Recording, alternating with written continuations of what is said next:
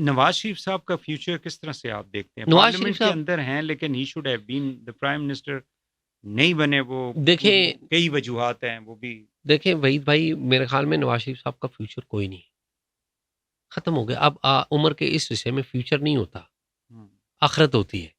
ये उनका आखिरी पॉलिटिकल स्पेल है, इसमें उनकी लॉन्च होना या री लॉन्च होना को मान ही नहीं रखता। सही। अफसोसनाक बात यह है कि इतना बड़ा पॉलिटिकल लीडर, साउथ एशिया का सबसे बड़ा पॉलिटिकल रहनुमा, आज के दिन की बात कर रहा हूं मैं, और मैं क्वांटिफाई कर सकता हूं कि जिस रहनुमा के घर पे खुद मोदी चल के आ जाता है, इमरान खान साहब उन्हें फोन करते रहे, मोदी को फोन नहीं उठाया।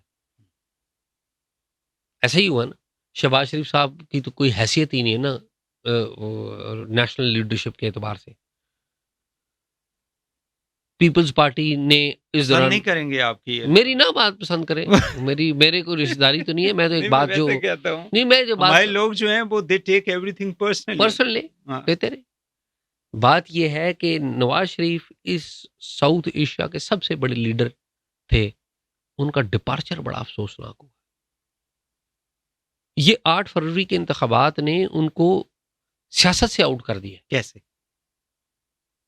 जो इंतखाबात हुए हैं या जिस तरीके से लोगों ने पंजाब में वोट डाले हैं पाकिस्तान तहरीक इंसाफ को, तो और जिस तरीके से नवाज शरीफ साहब कहते थे कि मैं एक्सटेंशन नहीं दूंगा, और फिर उन्होंने कंप्रोमाइज किया, इस्टेब्लिशमेंट को गालियां निकालते थे, इस्टेब्लिशमेंट से हाथ मिलाया और अपने भाई की दी हुई लाइन के ऊपर चल पड़े, तो लोगों ने रिजेक्ट कर दिया। लेकिन भाई की लाइन पे की वजह से ही तो आज वापस इक्तदार में आए ना, इक्तदार मिल गया, लोग चले गए। दो चॉइसेस हैं आपके पास। साहबजादी जो है वो वजीर आला है, वो तो ठीक है, एक फैमिली चला ली उन्होंने, उनकी ख्वाहिश तो यही थी कि बेटी मेरी वजीर आजम बने, वजीर आला बने, बनवा ली। लेकिन लोग अब उन्हें नहीं, उनकी अहमियत नहीं रही वो। और ये बड़ी अफसोसनाक है। सियासतदान, एक सियासतदान को बनते हुए 50-50 साल लगते हैं। 50 साल की तजर्बे से ये नवाज शरीफ बने। 50 साल का तजर्बा। एक बंदा जो ईरान को जानता है, एक बंदा जो चीन को जानता है, एक बंदा जो अमेरिका को जानता है, जो अफगानिस्तान को जानता है, जो इंडिया को जानता है, एक बंदा जो पाकिस्तान की फौज को जानता है, एस्टैब्लिशमेंट को जानता है, आईएसआई को समझता है, कैसे गवर्नेंस को समझता है।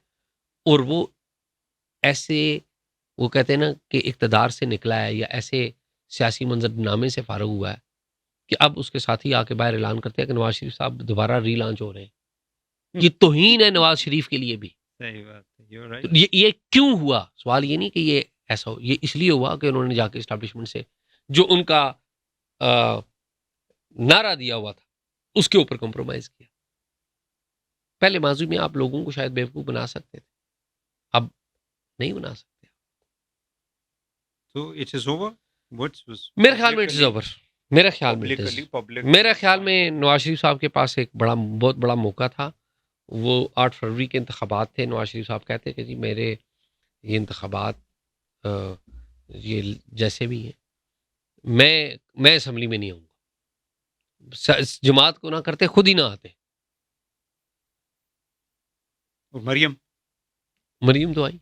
मरियम देखो ना, मरियम बच्चों का मुस्तकबिल ही तो ऐसा मामला है ना जिसके ऊपर बाप, उसने कहा कि वो सूरमा है लेकिन बाप भी तो है।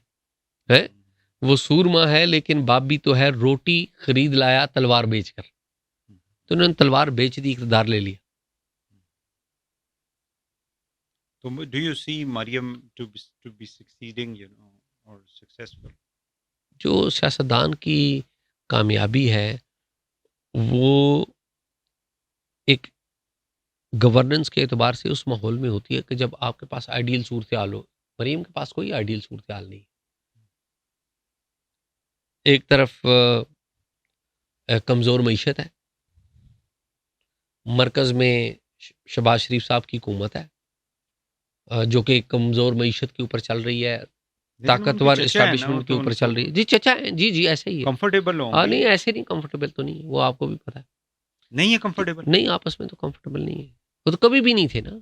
देखें शहबाज शरीफ साहब की जो मरियम और शहबाज शरीफ साहब आपस में कंफर्टेबल नहीं है। देखें मरियम और शहबाज शरीफ साहब की जो दुनियादारी है वो तो बड़े कंफर्टेबल हैं, एक दूसरे का एहतराम करते हैं, चचा भतीजी का बड़ा प्यार है, लेकिन एक है पॉलिटिकल नज़रियात दोनों के मुख्तलिफ हैं, हम्म, दोनों के मुख्तलिफ। आल्दो के मरीम अब शहबाज शरीफ साहब के नज़रिए पे है, हम्म। लेकिन इस बात की एक्सेप्टेंस बड़ी मुश्किल है,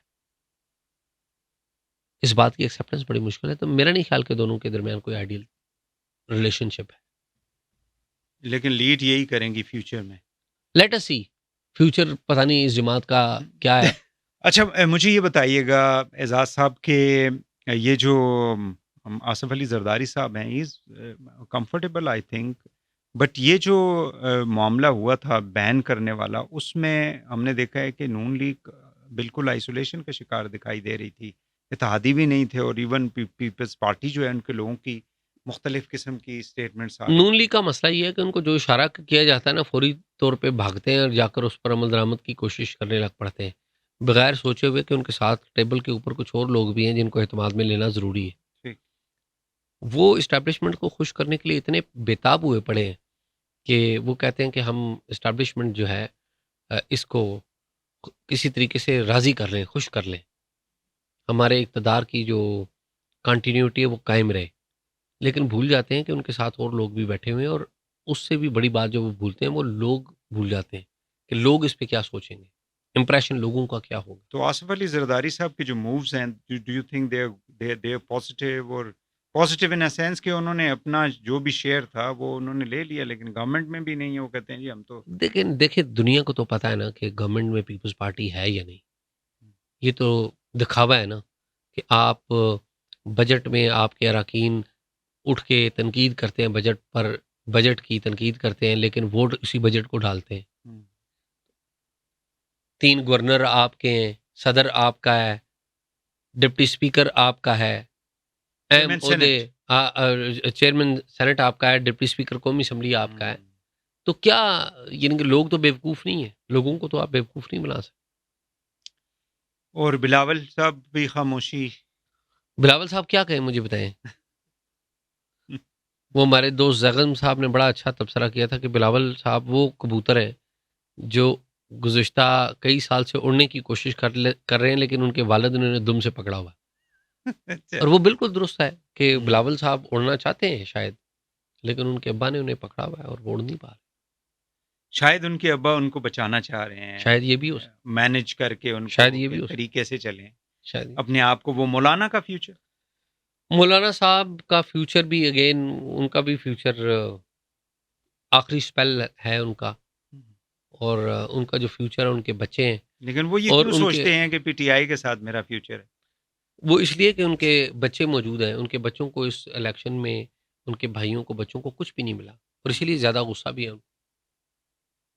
जो वो बातें करते हैं जिस वजह से आर्टिकल 6 लग सकता है अलवी साहब पे, अगर लगाना चाहें आरिफ तो लग अलवी सकता, साहब पे, अगर लगाना चाहें तो लग सकता है। वो जो उन्होंने असेंबली को तोड़ने जी का जी, वो अगर शेयर लगाना किया था। चाहें तो कासिम सूरी पे और इमरान खान साहब पे, और कासिम सूरी पे लग सकता है। इमरान खान या आरिफ अलवी साहब, 3 है ना तीनों उसमें, पे। तीनों पे। समरी तो इमरान खान साहब की मूवी ना, कि असम्बली तहरील करने की, हम्म। और कासिम सूरी साहब ने वो आइन तोड़ा, और इसके ऊपर 7 अप्रैल, तो इनिशिएट करेंगे ये या सिर्फ कह ही रहे हैं? मेरे ख्याल में कि ये इनिशिएट करने अब बहुत लेट हो गया है। अच्छा। मेरे ख्याल में पब्लिक में अनपॉपुलरिटी इतनी है कि आप कैसे इनिशिएट कर पाएंगे। इमरजेंसी लग सकती है, बिल्कुल इमरजेंसी लग सकती जो सूरत हाल है, है। बिल्कुल इमरजेंसी लग सकती है, इमरजेंसी प्लस मार्शल लॉ वगैरह की तो नहीं लोग? इमरजेंसी मार्शल ला ही होगा, अच्छा। इमरजेंसी मार्शल ला ही होगा। और शहबाज शरीफ खुद कहेंगे कि ये शहबाज शरीफ खत्म, साहब तो सही करेंगे।